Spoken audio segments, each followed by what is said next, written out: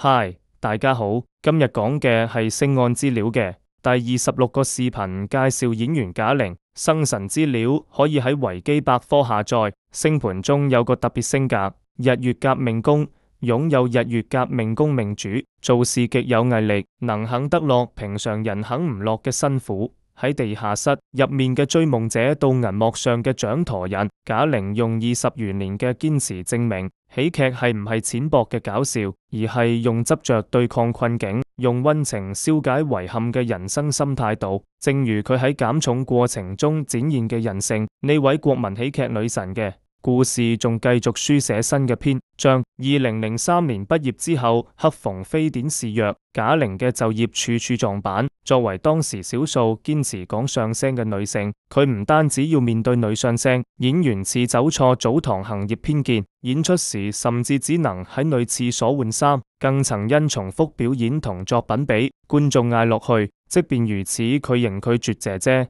安排嘅穩定工作，鬥喺8平米嘅地下室入面挨基底冷，甚至為事業放棄咗2年嘅感情。直2005年考入廣播電視藝術團拜馮鞏為師，呢段顛沛嘅日子先都開始落幕。拜師馮鞏之後，賈玲嘅才華卒之有咗施展平台，佢與白海南合作嘅相聲大話捧逗登上各大舞台，憑藉詼諧嘅節奏與接地氣嘅表達打開知名度，成功打破大眾對相聲隻屬於男性嘅刻板印象，為女性喺傳統相聲領域爭得一席之地。2015年，賈玲携小品中落街首次登陸央視春晚，從此開啟9年春晚征程，成為街知巷聞嘅國民笑聲。2021年，佢將小品你好，李煥英搬上大銀幕，呢部自導自演嘅處女作，以女兒穿越與年輕母親相處嘅溫情故事，讓無官仲喺韶聲中落淚。最終呢部充滿個人情感嘅作品斬獲54.13億票房。作為少數喺相聲小品電影領域均獲成功嘅女性藝人，賈玲打爛咗喜劇行業嘅性壁壘，用實際行動證明女性同樣可以駕馭各類喜劇形式。